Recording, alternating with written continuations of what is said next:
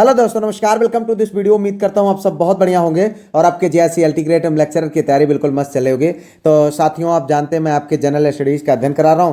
तो general studies में अभी हम लोग कवर कर रहे थे पीवाईक्यूज। अब उसके बाद जो 6 और 7 दिसंबर को आपके जेएससी अल्टीग्रेट के एग्जाम्स हुए हैं उनको कवर कर रहे हैं। अभी तक हमने हिंदी, संस्कृत और गणित तीनों को सॉल्व करा दिया है। वीडियो चैनल पर है, आप उनको देख सकते हैं। और जितना मैंने पीवाईक्यू करा है उनका सारा वीडियो जो है प्लेलिस्ट बना हुआ है। पीडीएफ ग्रुप में पीडीएफ भेजी जा चुकी हैं, तो आप वहां पर देख सकते हैं। इसके अतिरिक्त आज हम यहां पर कराने वाले हैं सामान्य अध्ययन का पोर्शन। आपके विज्ञान वाला जो पेपर था उसके सामान्य अध्ययन पोर्शन को आज हम इस वीडियो के माध्यम से कवर करेंगे। साथियों, आप जानते हैं ये क्वेश्चंस आप लोगों के लिए बहुत इंपॉर्टेंट है। जिसको देखने के बाद आपको एक अंदाजा भी लगेगा कि आपको किस स्तर से तैयारी करनी चाहिए। साथ ही साथ आपकी जो तैयारी हुई है वो किस स्तर की है। और जो कि मैं आप लोगों से बार बार कहता रहता हूं कि प्रीवियस ईयर क्वेश्चंस पूछे जा रहे हैं, तो कितने प्रीवियस ईयर क्वेश्चंस आपके लिए इंपॉर्टेंट हैं, मैंने जो सॉल्व कराया है वहां से कितने क्वेश्चंस आप लोगों को देखने को मिल रहे हैं। तो इन सारी चीजों को आप लोगों को यहां पर समझने का अवसर मिलेगा। आइए वीडियो को शुरू करते हैं। लेते हैं पहला क्वेश्चन भैया, जिस बौद्ध ग्रंथ में 16 महाजनपदों के नामों का उल्लेख है उनका नाम है अंगुत्तर निकाय, बुद्धचरित, लाल्तावस्तर, सुत्त निपात। तो आपको बताना भैया सही विकल्प। ये क्वेश्चन हम लोगों ने देखा है, ठीक है। ये अंगुत्तर निकाय में लिखा है। और आपको देखें यहाँ पर 6ठी शताब्दी ईसा पूर्व में भारतवर्ष में हुए द्वितीय नगरीकरण के दौरान 16 बड़े राज्यों का उदय हुआ जिन्हें महाजनपद कहा जाता है। इनके नामों की सबसे प्रमाणित सूची बौद्ध ग्रंथ अंगुत्तर निकाय में मिलती है, ठीक है। यह सुत्त पिटक का एक भाग है। इसके अलावा जैन ग्रंथ भगवती सूत्र में भी 16 महाजनपदों की सूची मिलती है, लेकिन वहाँ कुछ भिन्न नाम है, अलग अलग नाम दिए गए हैं। अंगुत्तर निकाय के जो 16 महाजनपद हैं उसमें हम काशी, कौशल, अंग, मगध, वज्र, मल्ल, चेत, वत्स, कुरु, पांचाल, मत्स्य, सूरसेन, अस्मक, अवंत, गंधार और कंबोज, ये हम लोग चूंकि ग्रेजुएशन के दौरान एकदम से रटे हुए थे तो ये बहुत अच्छे से आसानी से याद है। इनमें से अस्मक दक्षिण भारत यानी गोदावरी नदी के तट पर स्थित एकमात्र महाजनपद था, ठीक है। आगे बढ़ते लेते हैं अगला क्वेश्चन। यहाँ पर देखो, निम्नलिखित में से कौन से 3 भारतीय राज्य बड़े राज्यों की श्रेणी में राज्य ऊर्जा और जलवायु सूचकांक राउंड 1 2022 में शीर्ष स्थान पर रहे? तो इसको आपको बताना भैया। यहाँ पर 4 विकल्प: उत्तर प्रदेश, उत्तराखंड, पंजाब, उत्तर प्रदेश, आंध्र प्रदेश और गुजरात, केरल और पंजाब, मध्य प्रदेश, राजस्थान और हिमाचल प्रदेश। तो यहाँ पर देखें भैया, सही विकल्प आपका क्या है? सही विकल्प है सी, गुजरात, केरल और पंजाब। देखो भाई, पढ़ाने को तो मैं आप उसी प्रश्न पत्र से पढ़ा सकता था, लेकिन उसमें क्योंकि ऑप्शन सही बिल्कुल टिक है तो फिर वो मज़ा नहीं आता है। इससे आप लोग अपना स्वयं आकलन कर सकते हैं हमारे कितने क्वेश्चन सही हो रहे हैं, ठीक है। और इससे आपको अंदाजा भी लगेगा कि आपकी तैयारी किस लेवल की है, ठीक है। तो अगर आप इनकी पीडीएफ जो मैं पढ़ा रहा हूँ, जो वही बोल रहा हूँ, वो सब कुछ लिखा हुआ चाहिए तो आप पीडीएफ ग्रुप को ज्वाइन कर लीजिए। नंबर आपको मिल जाएगा, उस नंबर पर व्हाट्सएप पर कांटेक्ट करके आप पीडीएफ ग्रुप ज्वाइन कर लीजिए। वहाँ पर सारा पीडीएफ जो अभी तक मैंने पढ़ाया है सब कुछ आप लोगों को प्रोवाइड करा दिया जाएगा। तो देखिए, यहाँ पर नीति आयोग द्वारा जारी राज्य ऊर्जा और जलवायु सूचकांक राउंड 1 में बड़े राज्यों की श्रेणी में गुजरात ने शीर्ष स्थान प्राप्त किया है, ठीक है। और उसके बाद दूसरे स्थान पर केरल और तीसरे स्थान पर पंजाब रहा। इस सूचकांक का उद्देश्य राज्यों द्वारा ऊर्जा पहुंच और ऊर्जा खपत, दक्षता और पर्यावरण सुरक्षा के क्षेत्र में किए गए प्रयासों को मापना है, ठीक है। छोटे राज्यों की श्रेणी में गोवा सबसे ऊपर था, जबकि केंद्र शासित प्रदेशों में चंडीगढ़ ने बाजी मारी है। यह रिपोर्ट राज्यों के बीच स्वस्थ प्रतिस्पर्धा को बढ़ावा देती है ताकि वे नवीनीकरण ऊर्जा के लक्ष्यों को प्राप्त कर सकें, ठीक है। आगे बढ़ते भैया, अगला क्वेश्चन। यहाँ पर देखो, निम्नलिखित में से कौन सा विश्व का व्यस्ततम समुद्री मार्ग है? दक्षिणी अटलांटिक समुद्री मार्ग, दक्षिणी प्रशांत समुद्री मार्ग, उत्तरी प्रशांत समुद्री मार्ग और उत्तरी अटलांटिक समुद्री मार्ग। देखिए, दूसरा क्वेश्चन तो जो यहाँ पर आपने देखा वो उसका जो सही आंसर है वो तो आपको मिल गया, लेकिन वो क्वेश्चन मैंने नहीं सॉल्व कराया था। यहाँ पर देखें, ये तीसरा क्वेश्चन जो मैंने आप लोगों को जो है सॉल्व करा दिया था। देखिए, यहाँ पर जो आप लोगों को मैंने इसका जो है अपने पीवाईक्यूज को सॉल्व करते हुए ये सब हमने देखा था। तो यहाँ पर जो सबसे सही विकल्प है, यानी सही विकल्प है उत्तरी अटलांटिक समुद्री मार्ग है। ठीक है, विश्व का सबसे व्यस्ततम समुद्री मार्ग उत्तरी अटलांटिक समुद्री मार्ग है। देखो ये क्वेश्चन मैंने 2-3 बार सॉल्व करा है, मुझे याद है जहाँ तक, और इसको आपको अलग अलग तरीके से 2-3 बार सॉल्व कराए गए हैं। इसमें बड़ा ट्रक मार्ग भी कहा जाता है, इसको क्या कहा जाता है, बड़ा ट्रक मार्ग कहा जाता है। यह मार्ग दुनिया के 2 सबसे विकसित औद्योगिक क्षेत्रों को जोड़ता है, उत्तरी अमेरिका का पूर्वी तट यूएसए और कनाडा वाला, और पश्चिमी यूरोप। ठीक है, दुनिया का लगभग 1/4 विदेशी व्यापार इसी मार्ग से होता है। यहाँ बंदरगाहों की संख्या सबसे अधिक है और आधुनिक सुविधाएं उपलब्ध हैं। इसके विपरीत दक्षिणी अटलांटिक और प्रशांत महासागरीय मार्गों पर व्यापार का घनत्व इसकी तुलना में कम, क्योंकि वहाँ जुड़े हुए भूभागों में औद्योगिक विकास की सघनता कम है। ध्यान समझिएगा भाई, जो मैंने प्रीवियस ईयर क्वेश्चन सॉल्व कराए थे उनमें आपने देखा मैथ में, कल ही आपने सॉल्व किया, देखा होगा बहुत सारे क्वेश्चन, मतलब 22-23 क्वेश्चन आप लोगों ने वहां पर देखा। हिंदी में इसी तरीके से, संस्कृत में 16-17 क्वेश्चन आप लोगों को देखने को मिले, और आज जब आप सॉल्व कर रहे हैं तो आप देखिए जितना मैंने पढ़ाया उनमें से आपको कितने क्वेश्चन देखने को मिल रहे हैं। ठीक है, आगे बढ़ते हैं अगले क्वेश्चन की ओर।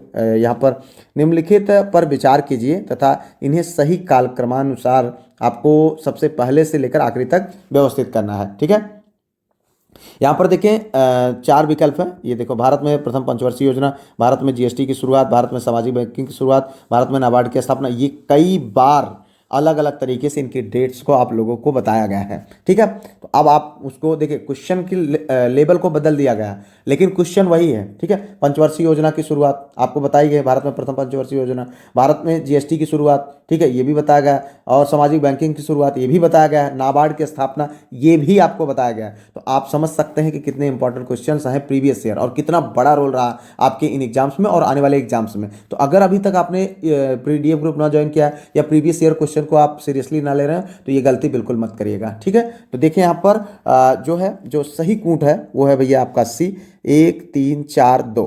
देखिए यहाँ पर तो सबसे पहले नंबर किसका आता है, ये का, यानी भारत में पंचवर्षीय योजना की। ठीक है, ये 1951 में शुरू हुई थी, जो हैराड डोमर मॉडल पर आधारित थी और कृषि पर केंद्रित थी। ठीक है, पहला नंबर इसका आता है 1951 में। उसके बाद दूसरा नंबर किसका आता है, तीसरा, भारत में सामाजिक बैंकिंग की शुरुआत। ठीक है, सामाजिक बैंकिंग यानी बैंकिंग को 14 बैंकों का राष्ट्रीयकरण और लीड बैंक योजना की शुरुआत। देखिए यहाँ पर एक चीज़, इस बात को समझिएगा, अभी पिछले जब हम लोग यही जो 4 विषयों के क्वेश्चन सॉल्व कर रहे थे उसमें भी ये चीज़ें देखने को मिली थी, तो आप समझे, इनको सॉल्व करें अच्छे से। तो ये कब हुआ था भैया, 1969 में। कब हुआ था, 1969 में। ठीक है, तो इस तरीके से यहाँ पर इसको देख सकते हैं। उसके बाद अगर हम बात करें नाबार्ड की स्थापना का, तो नाबार्ड की स्थापना हुई थी भैया ये 1982 में। कब, 1982 में, 1982 में। और इसमें कृषि और ग्रामीण विकास के लिए शीर्ष बैंक नाबार्ड की स्थापना शिवरामन समिति की सिफारिश पर 12 जुलाई 1982 को हुआ था। अब बात आती है जीएसटी। जीएसटी हम सब जानते हैं, हम लोगों के आंखों के सामने ही, यानी 2017 में इसको लागू किया गया है। ठीक है, 1 जुलाई 2017 को। तो ये सबसे लास्ट में इसका नंबर आया। तो इस तरीके से आप देखें, आपको क्वेश्चन का आंसर मिल गया। कोई जरूरी नहीं है कि मैंने जो आप लोगों को प्रीवियस ईयर क्वेश्चन सॉल्व कराया वही एग्जैक्टली आप लोगों को देखने को मिले। ठीक है, अलग अलग तरीके से तोड़ फोड़ करके जो डिस्क्रिप्टिव बताता हूँ उससे मिला करके बहुत सारे क्वेश्चन आपको देखने को मिले, अभी आप खुद देख सकते हैं। तो यहाँ पर आगे बढ़ते हैं, अगला क्वेश्चन। यदि ये देखो, यदि एक त्रिभुज की भुजाएं 3:4:5 के अनुपात में है तथा इसका परिमाप जो है 36 सेंटीमीटर है, तो इसका क्षेत्रफल क्या है, इसको आप देख लीजिएगा भैया। इसका आंसर सही है यहाँ पर 54 जो है। ठीक है, आगे बढ़ते हैं, अगला क्वेश्चन। यहाँ पर देखो, निम्नलिखित युग्मों में से कौन सा युग्म यानी विषय संविधान अनुच्छेद सही सुमेलित नहीं है। ये देखो भाई, इसको ये भी क्वेश्चन आप लोगों को कराया गया है, आप देख सकते हैं। ठीक है, मुझे लगता है कि राष्ट्रपति का निर्वाचन अनुच्छेद 53, भारत का राष्ट्रपति अनुच्छेद 52, राष्ट्रपति का पदावधि अनुच्छेद 56, राष्ट्रपति के पद के लिए शर्तें अनुच्छेद 59। तो इसमें देखें, ये विषय और संविधान का अनुच्छेद कौन सही सुमेलित नहीं है। ये क्वेश्चन आप लोगों को कराए गए हैं अलग अलग तरीके से। यहाँ पर देखें, जो सही विकल्प है तो वो ये है, राष्ट्रपति का चुनाव जो है अनुच्छेद निर्वाचन जो है अनुच्छेद 53 के अंतर्गत नहीं है। ठीक है, ये गलत है। संविधान का अनुच्छेद 53 जो है संघ कार्यपालिका शक्ति से संबंधित है, जिसमें कहा गया है कि संघ की कार्यपालिका शक्ति राष्ट्रपति में निहित होगी। राष्ट्रपति का जो निर्वाचन की बात है वो अनुच्छेद 54 में है। किसमें है? 54 में है। निर्वाचन की जो है रीति अनुच्छेद 55 में है। अन्य सभी जो विकल्प हैं, जैसे यहाँ पर भारत का राष्ट्रपति अनुच्छेद 52 में इससे भी संबंधित है, ठीक है। अनुच्छेद 56 इसका कार्यकाल, राष्ट्रपति के पद के लिए शर्तें अनुच्छेद 59। तो यहाँ पर देखें इस तरीके से आपको इसका आंसर मिल गया। आगे बढ़ते भैया अगला क्वेश्चन देखें। यहाँ पर कृषि एवं किसान कल्याण विभाग द्वारा जारी अंतिम अनुमानों के अनुसार 2023-24 में भारत का कुल खाद्यान्न उत्पादन कितना था? तो इसको देखो भाई, इसको तो मैंने नहीं कराया था।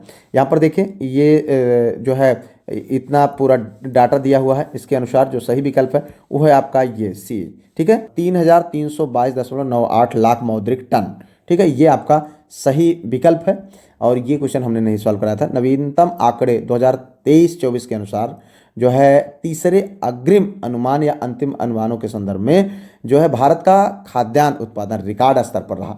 2022-23 का अंतिम अनुमान ये था 3296 यानी 3296.87 लाख मीट्रिक टन था। जबकि अगर हम बात करें 2023-24 के लिए सरकार ने और अधिक उत्पादन का लक्ष्य रखा था, जो लगभग 3322.98 जो है लाख मौद्रिक टन के आसपास आंका गया है। तो इस तरीके से आगे बढ़ते हुए अगला क्वेश्चन यहाँ पर देखो। परिसीमन आयोग के संदर्भ में निम्नलिखित कथनों पर विचार कीजिए। परिसीमन आयोग के आदेशों को किसी न्यायपालिका में चुनौती नहीं दी जा सकती है। परिसीमन आयोग के आदेश जब लोकसभा अथवा राज्य विधानसभा के सम्मुख रखे जाते हैं तब उन आदेशों में कोई संशोधन नहीं किया जा सकता। तो इसका आपको बताना भाई क्या होगा सही विकल्प।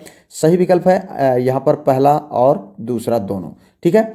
तो पहला और दूसरा दोनों सही है। संविधान का अनुच्छेद 329(a) के तहत यह प्रावधान है कि निर्वाचन क्षेत्रों के परिसीमन या आवंटन से संबंधित किसी भी कानून को न्यायालय में चुनौती नहीं दी जा सकती।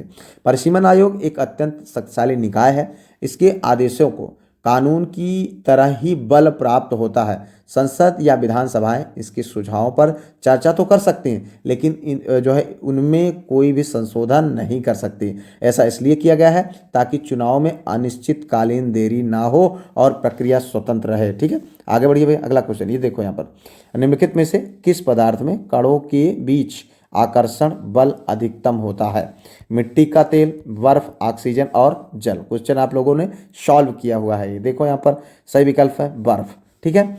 तो पदार्थ की आवश्यकताओं में कणों के बीच आकर्षण बल का अगर हम क्रम बताएं तो सबसे ज़्यादा होता है ठोस, उसके बाद द्रव, फिर उसके बाद गैस।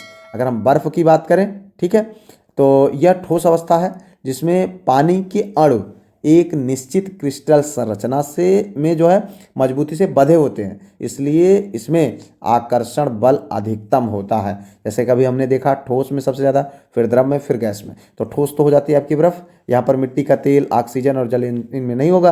तो अगर हम बात करें जल और मिट्टी का तेल तो ये द्रव है, इनमें आकर्षण बल ठोस से कम होता है। ऑक्सीजन यह एक गैस है, इसमें कण बहुत दूर दूर होते हैं तो आकर्षण बल न्यूनतम यानी एकदम नगण्य होता है। इस तरीके से आगे बढ़ते हैं भाई अगला क्वेश्चन यहाँ पर देखो। सूची 1 को सूची 2 से सुमेलित कीजिए तथा सूचियों के नीचे दिए गए कूट का प्रयोग कर सही उत्तर आपको देना है। तो ये बजट 2025-26 के संदर्भ में है। तो यहाँ पर देखें 2026-25 ये करोड़ आपको बताना है भाई। देखो यहाँ पर पीएम कुसुम योजना कितना दिया है 650 करोड़। माइक्रो सिंचाई योजना पर ड्रॉप मोर 720 करोड़। राष्ट्रीय औद्योगिक बागवानी मिशन योजना 300 करोड़। उत्तर प्रदेश खाद्य प्रसंस्करण औद्योगिक नीति 2022 इसमें 509 करोड़। तो भाई देख इसके लिए क्या है आपका कूट दिया हुआ है, इसमें कौन सही सुमेलित है तो उसको आपको करना है। देखें यहाँ पर जो सही विकल्प है वह है कूट के अनुसार ये है आपका, ठीक है, 1 का 4 यानी पीएम कुसुम योजना का में 509 करोड़, ठीक है। उसके बाद बी का 2 यानी माइक्रो सिंचाई योजना या पर ड्रॉप मोर ड्रॉप 720 करोड़, ठीक है। उसके बाद सी का 1 हो जाएगा राष्ट्रीय औद्योगिक बागवानी मिशन का, इसका क्या है 650 करोड़। उसके बाद उत्तर प्रदेश खाद्य प्रसंस्करण औद्योगिक नीति का 300 करोड़। तो ये है आपका सही। देखिए यहाँ पर पीएम कुसुम योजना के अंतर्गत ऊर्जा आधारित कृषि पंपों एवं अक्षय ऊर्जा को बढ़ावा देने हेतु 509 करोड़ का प्रावधान किया गया है। ठीक है। अगर हम बात करें माइक्रो सिंचाई योजना, ठीक है, ये वाली आपकी, तो इस पर जो है पर ड्रॉप मोर ड्रॉप के लिए जल संरक्षण एवं सूक्ष्म सिंचाई को प्रोत्साहन करने के लिए 720 करोड़ आवंटित किया गया है। अगर हम बात करें राष्ट्रीय औद्योगिक बागवानी मिशन योजना का, तो इसके माध्यम से औद्योगिक विकास एवं बागवानी क्षेत्र को सशक्त बनाने हेतु 650 करोड़ का प्रावधान किया गया है। ठीक है। उत्तर प्रदेश खाद्य प्रसंस्करण औद्योगिक नीति 2022 के क्रियान्वयन एवं खाद्य प्रसंस्करण इकाइयों को बढ़ावा देने के लिए 300 करोड़ निर्धारित किए गए हैं। तो इस तरीके से यहाँ पर इसका आंसर मिला। आगे बढ़ते भैया अगला क्वेश्चन देखो, यहाँ पर निम्नलिखित में से कौन सा जिम कॉर्बेट राष्ट्रीय उद्यान जो उत्तराखंड में है उसके बारे में कौन सा सही नहीं है। तो देखो जिम कॉर्बेट के बारे में हम लोगों ने बहुत अच्छे से पढ़ा है, तो इसको भी देख सकते हैं। भारत का सबसे पुराना राष्ट्रीय उद्यान, भारत का सबसे बड़ा राष्ट्रीय उद्यान, संकटापन्न रॉयल बंगाल टाइगर का शरण स्थल और हिमालय के तलहटी में स्थित है। तो आपको बताना भाई इसमें कौन सा एक है जो सत्य नहीं है, बाकी तीनों सत्य हैं। ठीक है। तो इसमें जो सही है बी, भारत का सबसे बड़ा राष्ट्रीय उद्यान, यह नहीं है। क्या है, भारत का जिम जो है कॉर्बेट राष्ट्रीय उद्यान उत्तराखंड वाला, ये भारत का सबसे बड़ा राष्ट्रीय उद्यान नहीं है, यही गलत है। बाकी तीनों विकल्प आपके सही हैं। जिम कॉर्बेट भारत का सबसे बड़ा राष्ट्रीय उद्यान नहीं है। भारत का सबसे बड़ा राष्ट्रीय उद्यान की अगर हम बात करें तो हेमिस नेशनल पार्क जो लद्दाख में है। ठीक है, ये क्वेश्चन बन सकता है, तो इसको भी आप ध्यान रखें। कौन है, हेमिस नेशनल पार्क जो कि लद्दाख में है।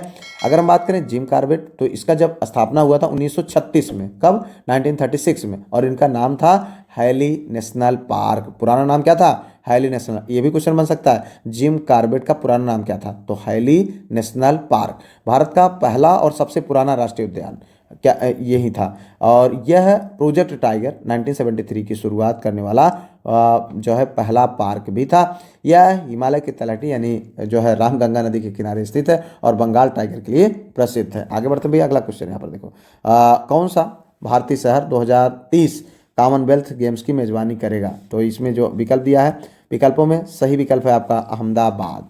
तो यहाँ पर देखें, भारतीय खेलों के संदर्भ में अहमदाबाद गुजरात वह शहर है जिसे भारत सरकार जो है भविष्य के बड़े खेल आयोजनों के मुख्य केंद्र के रूप में विकसित कर रही है। सरदार पटेल स्पोर्ट इनक्लेव और नरेंद्र मोदी स्टेडियम इसी दृष्टि से बनाए गए हैं। ठीक है।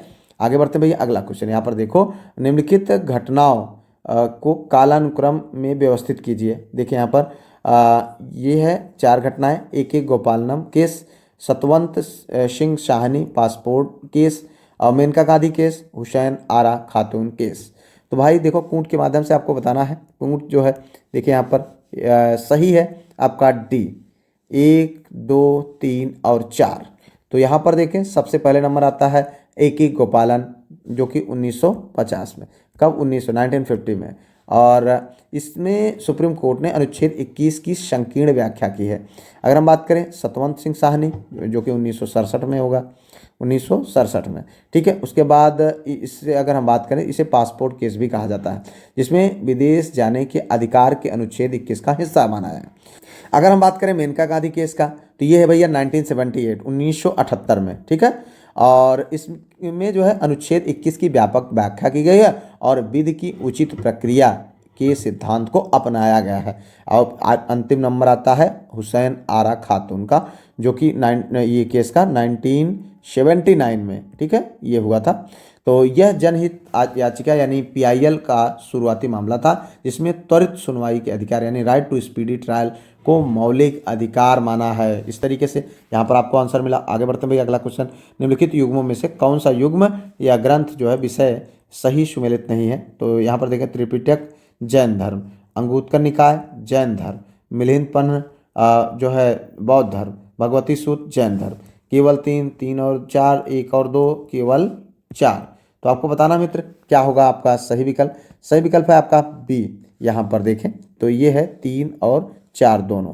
तो युग्म में सही सुमेलित की बात हो रही है, तो यानी आपका 3 और 4 मिलिंदपन्ह यानी बौद्ध धर्म है, भगवती सूत्र आपका जैन धर्म है। तो इस हिसाब से अगर हम बात करें त्रिपिटक का, तो त्रिपिटक भैया बौद्ध धर्म के सबसे पवित्र ग्रंथ है, जैन धर्म का नहीं है। अगर हम बात करें अंगुत्तर निकाय का, तो यह भी जो है बौद्ध ग्रंथ है, जैन ग्रंथ नहीं है। लेकिन ये दोनों मिलिंदपन्ह क्या है, ये बौद्ध धर्म है और भगवती सूत्र जैन धर्म है, तो ये सही। अगर हम बात करें मिलिंदपन्ह हो गया, तो ये एक प्रसिद्ध बौद्ध ग्रंथ है जिनमें इंडो ग्रीक राजा मिनांडर जिसे मिलिंद और बौद्ध भिक्षु नागसेन के बीच दार्शनिक संवाद है। अगर हम बात करें भागवती सूत्र का, तो ये जो है जैन धर्म का एक प्रमुख आगम ग्रंथ है, जिसमें महाजनपदों का भी उल्लेख मिला है। त्रिपिटक, सुत्त पिटक, विनय पिटक और अभिधम पिटक, तो ये आपका क्या हो जाएगा, त्रिपिटक। और उसके बाद अगर हम बात करें अंगुत्तर निकाय की, तो अंगुत्तर निकाय यह भी एक तरीके से बौद्ध ग्रंथ है। आगे बढ़ते हैं भैया। अगला क्वेश्चन देखो, निम्नलिखित में से किस संशोधन, भाई देखो आपने 14th क्वेश्चन किया है, अब यहाँ पर देखो 15th, अब निम्नलिखित में से किस संशोधन अधिनियम के द्वारा मतदान की न्यूनतम आयु को कम किया गया है। तो यहाँ पर देखें जो है 61वां संविधान संशोधन अधिनियम और 86वां संविधान संशोधन, 19वां संविधान संशोधन, 66वां संविधान संशोधन। तो यहाँ पर देखें सही विकल्प है ए, 61वां संविधान संशोधन। 61वें संविधान संशोधन अधिनियम 1988 के द्वारा लोकसभा और राज्य विधानसभाओं के चुनाव के मतदान की आयु 21 वर्ष से घटाकर 18 वर्ष कर दी गई है। यह संशोधन तत्कालीन प्रधानमंत्री राजीव गांधी की सरकार द्वारा लाया गया था, ताकि युवाओं को देश की लोकतांत्रिक प्रक्रिया में भाग लेने का अधिक अवसर मिले। ठीक है, इसके लिए संविधान के अनुच्छेद 326 में संशोधन किया गया। आगे बढ़ते भैया, अगला क्वेश्चन यहाँ पर देखो, निम्नलिखित में से कौन सा शहरी क्षेत्रों में बेरोजगारी का प्रकार नहीं है। ये क्वेश्चन आपको कराया जा चुका है, इसको भी देख लीजिए। औद्योगिक बेरोजगारी, मौसमी बेरोजगारी, शिक्षित बेरोजगारी, उपर्युक्त में से कोई नहीं। तो यहाँ पर भैया है मौसमी बेरोजगारी। ठीक है, तो यहाँ पर देखिए मौसमी बेरोजगारी मुख्य रूप से ग्रामीण क्षेत्रों और कृषि क्षेत्र विशेषता है।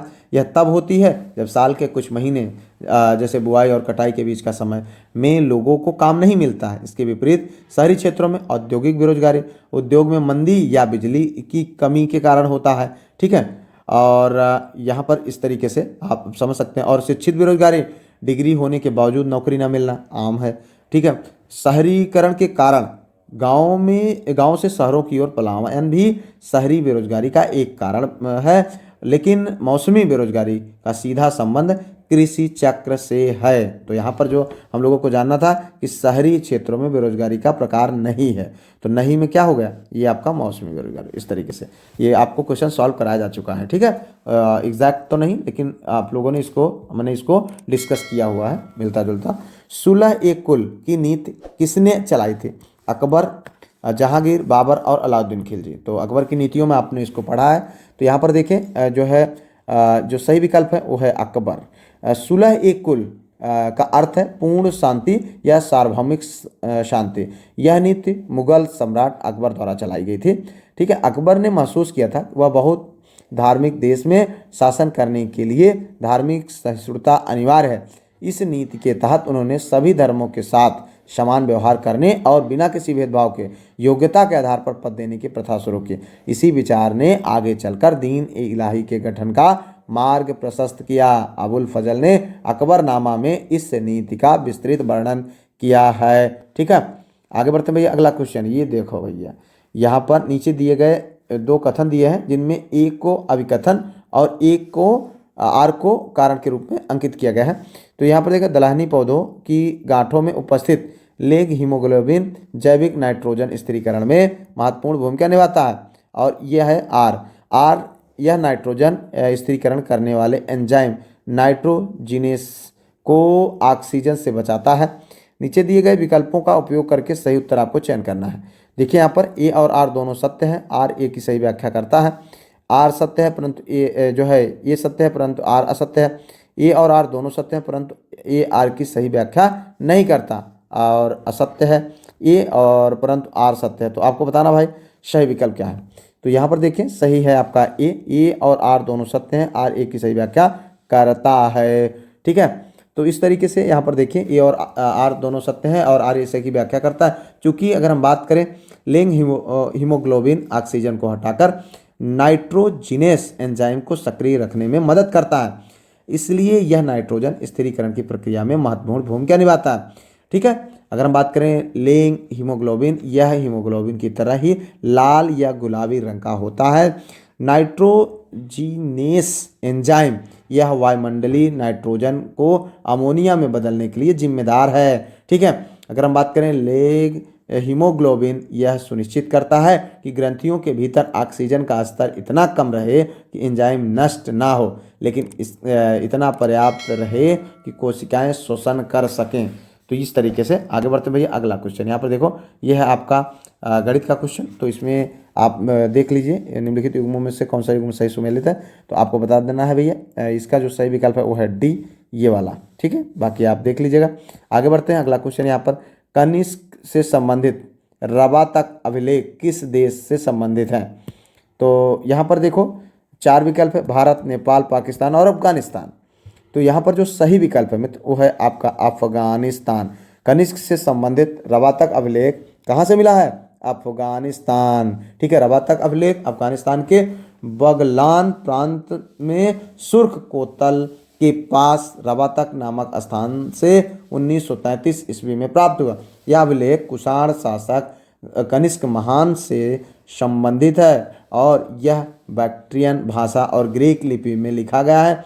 यह अभिलेख का ऐतिहासिक महत्व बहुत अधिक है क्योंकि यह कनिष्क की वंशावली भीम तख्त भीम जो है कड़फिशेस कनिष्क को स्पष्ट करता है, जिसे लेकर के पहले इतिहासकारों में जो है मतभेद थे। आगे बढ़ते हैं भैया। अगला क्वेश्चन देखो, यहाँ पर निम्नलिखित युग्मों में से कौन सा युग्म धातु या आधार सही सुमेलित नहीं है।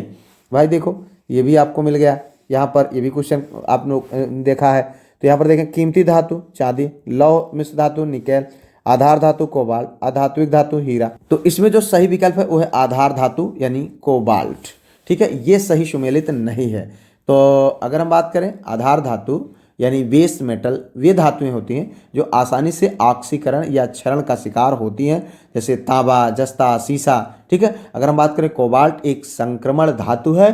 ठीक है, जिसे सामान्यतः आधार धातु की श्रेणी में नहीं रखा जाता। ठीक है, अगर हम बात करें चांदी तो ये भैया आपका सही है, कीमती धातु है। निकेल ये जो है लौह मिश्र धातुओं जैसे स्टेनलेस स्टील में किया जाता है और यह भी सही है। अगर बात करें हीरा का तो यह भी अधात्विक खनिज है। आगे बढ़ते लेते हैं अगला क्वेश्चन। यहाँ पर देखो भैया, ये है आपका गणित का क्वेश्चन, 2 बेलनों की त्रिज्याओं वाला। ये भैया आपको देख लेना है। ठीक है, इसके आंसर आप देख लीजिएगा। इसका जो सही विकल्प है वो मैं आपको बता देता हूँ। सही विकल्प है आपका सी यानी 10:9। ठीक है, आगे बढ़ते लेते हैं अगला क्वेश्चन। यहाँ पर देखें भाई, ये है आपका अभिकथन ये और कारण आर है। तो इसमें आपको बताना है कि जो नीचे दिए गए कथन है उनमें से एक जो है अभिकथन ये है और दूसरा कारण आर है, उसमें उसके रूप में इसको अंकित किया गया है। तो यहाँ पर अभिकथन ए, चक्रवाती स्थितियाँ शीत ऋतु में तब बनती हैं जब वायुमंडलीय दाब उच्च होता है और वायु जो है ताप निम्न होता है। तो अगर हम बात करें कारण की तो उच्च भारत में शीतकालीन वर्षा से निम्न ताप वाली प्रति चक्रवाती स्थितियां पैदा होती हैं और इसमें आपको नीचे दिए गए विकल्पों के अनुसार सही बताना है। ये असत्य है परंतु आर सत्य है, ए और आर दोनों सत्य है, आर ए की सही व्याख्या करता है, ये सत्य है परंतु आर असत्य है। ठीक है, ए और आर दोनों सत्य है परंतु आर ए की सही व्याख्या नहीं करता। तो यहाँ पर देखें भैया, जो सही विकल्प है वो है आपका सी। ठीक है, ए सत्य है परंतु आर असत्य है। ठीक है, आगे बढ़ते लेते हैं अगला क्वेश्चन। यहाँ पर देखो भाई, ये है आपका तना कंद का सामान्य उदाहरण है। तो यहाँ पर देखें आलू, प्याज, लहसुन, अदरक। तो देखिए भैया, सही विकल्प है आपका आलू। ठीक है, ये क्वेश्चन बहुत आसान है, आप लोग आराम से कर सकते हैं। आलू जो है पोटैटो तनाकंद या स्कंदकंद का सबसे अच्छा उदाहरण है। यह पौधे का भूमिगत तना होता है जो भोजन यानी स्टार्च जमा करने के कारण फूल जाता है। इसमें जो है आंखें पाई जाती हैं जो वास्तव में कलियां यानी बड्स होती हैं जिनसे नया पौधा उगता है। अगर हम बात करें प्याज और लहसुन तो ये शल्ककंद के उदाहरण है। किसके हैं? शल्ककंद के। ठीक है, तनाकंद के नहीं, शल्ककंद के उदाहरण है। और बात करें अदरक, हल्दी की तो ये प्रकंद के उदाहरण है। किसके? प्रकंद। इस तरीके से भी क्वेश्चन आप लोगों से पूछे जा सकते हैं। आगे बढ़ते रहते हैं अगला क्वेश्चन। यहाँ पर देखो भाई, वर्ष 2025-26 के उत्तर प्रदेश सरकार के बजट का आकार क्या था? तो आकार आपका पूछ रहे हैं बजट का। ठीक है, तो यहाँ पर देखें, ये डैश नहीं, ये बिंदी है। ठीक है, इसको ध्यान दीजिएगा। तो यहाँ पर जो सही विकल्प है मित्र वो है आपका सी। क्या है? सी। तो इसमें इसके अनुसार अगर हम देखें यहाँ पर तो कितना होता है आपका जो है 8,0736.06 लाख करोड़। ये आपका कुल मिलाकर के पूरी अमाउंट होती है। इतने लाख करोड़ का उत्तर प्रदेश सरकार का बजट था। ठीक है, तो अगर हम बात करें उत्तर प्रदेश में ने वित्तीय वर्ष 2025-26 के लिए ये जो है इतना बजट उन्होंने प्रस्तुत किया। यह बजट राज्य के इतिहास का अब तक का सबसे बड़ा बजट था। बजट में पूंजीगत व्यय का विशेष जोर दिया गया। शिक्षा, स्वास्थ्य, आधारभूत जो ढांचा, रोजगार प्रमुख जो है प्राथमिकताएं रही, इसलिए जो है इतना लाख करोड़ यही जो विकल्प है आपका सही है। आगे बढ़ते हैं, लेते हैं अगला क्वेश्चन। यहाँ पर देखो नीचे दो कथन दिए गए जिनमें एक को अभिकथन और दूसरे को कारण आर के रूप में अंकित किया गया है। तो गहरे समुद्र में जल रंगीन होता है, गहरे समुद्र में प्रकाश का प्रकीर्णन होता है। नीचे दिए गए विकल्पों में आपको बताना है ये सत्य है परंतु आर असत्य है, ये असत्य है, आर सत्य है, ए और आर दोनों सत्य है परंतु आर एक की सही व्याख्या नहीं करता, ये आर दोनों सत्य है परंतु आर एक की सही व्याख्या करता है। तो भाई बताना है इसके अनुसार आपको सही विकल्प है आपका डी यहाँ पर, ठीक है। तो डी आपने देखा, तो इसके हिसाब से ए और आर दोनों सत्य हैं और आर ए की सही व्याख्या करता है। गहरे समुद्र का जल नीला या रंगीन दिखाई देता है, इसलिए यह अभिकथन सत्य है। अगर हम बात करें समुद्र में प्रकाश का प्रकीर्णन वास्तव में होता है, इसलिए यह भी कथन दूसरा भी कथन सत्य है। आगे बढ़ते लेते हैं अगला। उष्णकटिबंधीय सदाहरित वनों के संदर्भ में नीचे कुछ कथन दिए गए हैं, जैसे यह प्रदेश उष्ण होते हैं और इनमें पूरे वर्ष अधिक वर्षा होती है। मतलब एक बार फिर से देख लें, यह प्रदेश उष्ण होते हैं और इनमें पूरे वर्ष अधिक वर्षा होती है। देखो आपको बताना है कथनों पर। और दृढ़ काष्ठ यानी कठोर वृक्ष जैसे एबोनी, महोगनी यहाँ समानता पाए जाते हैं। उपयुक्त में से आपको बताना है कौन सा सही कौन गलत। देखिए यहाँ पर ना तो एक ना तो दो, एक और दो दोनों नहीं, दोनों और केवल एक केवल दो। तो आपको बताना भाई सही विकल्प। सही विकल्प में अगर हम देखें तो यहाँ पर आपका विकल्प एक और दो दोनों सही है, ठीक है। पहला एक और दो यानी ये भी सही है और ये भी सही है। तो उष्णकटिबंधीय सदाहरित वन उष्ण जलवायु वाले क्षेत्रों में पाए जाते हैं। इन क्षेत्रों में वर्ष भर भारी वर्षा होती है। यहाँ वृक्ष पूरे वर्ष हरे रहते हैं और पत्तियाँ एक साथ नहीं गिरती हैं। एबोनी, महोगनी जैसे कठोर लकड़ी वाले वृक्ष सामान्य रूप से पाए जाते हैं, इसलिए यहाँ पर दोनों कथन सही है। आगे बढ़ते भैया अगला क्वेश्चन देखो। यहाँ पर निम्नलिखित पर विचार कीजिए तथा इन्हें जो है सही कालक्रम के में जो है सबसे पहले से लेकर आखिरी तक व्यवस्थित करना है। तो यहाँ पर देखो भाई, ई सत्यापन योजना, निर्यात बंधु योजना, पीएम कौशल विकास योजना और गवर्नमेंट ई मार्केट प्लेस। तो भाई बताओ इसका जो सही विकल्प है कूट आपका सही है डी, ठीक है। तो यहाँ पर क्या कहा है, सही कालक्रम में आपको बताना है। तो सब पहले नंबर आ गया निर्यात बंधु योजना। क्या आ गया, निर्यात बंधु योजना, ये सबसे पहले। उसके बाद आता है नंबर पीएम कौशल विकास योजना का, ठीक है। उसके बाद आता है number government e market place का नंबर आता है। फिर लास्ट में ई सत्यापन योजना का नंबर आता है। तो इस तरीके से आगे बढ़ते भैया अगला क्वेश्चन। यहाँ पर देखो, सूची 1 को सूची 2 से सुमेलित कीजिए तथा सूचियों के नीचे दिए गए कूट का प्रयोग कर सही उत्तर आपको चुनना है। तो यहाँ पर देखें ये कूट आपका दिया हुआ है। उससे पहले यहाँ पर ये देखो राष्ट्रीय पहचान और सूची, ये आपका इम्पोर्टेंट है। ये चूँकि विज्ञान में ही ये क्वेश्चन पूछा गया है। अब देखें यहाँ पर राष्ट्रीय पक्षी और इसका जो है यहाँ पर नाम दिया गया है, शास्त्र मतलब वनस्पतिक नाम या प्राणी शास्त्रीय नाम, ठीक है। वह तो इस हिसाब से अगर हम देखें तो जो कूट के अनुसार जो सही विकल्प है वो है आपका बी। क्या है, बी, ठीक है। पहले का तीसरा और बी का दूसरा, सी का चौथा, डी का 1, ये आपका सही आंसर होगा। तो यहाँ पर पहले का तीसरा राष्ट्रीय पक्षी यानी मोर, मोर का जो वैज्ञानिक नाम है वो पाओ क्रिस्टस है। क्या है, पाओ क्रिस्टस है। अगर हम बात करें बी का सेकंड राष्ट्र जो है राष्ट्रीय पशु, तो उसका क्या हो जाएगा, पैंथरा टाइग्रेस। क्या हो जाएगा, पैंथरा टाइग्रेस। अगर हम बात करें यहाँ पर अगला जो है तो ये है सी का चौथा राष्ट्रीय पुष्प, क्या होगा, राष्ट्रीय पुष्प नेलुम्बो न्यूसीफेरा इसका नाम बनेगा।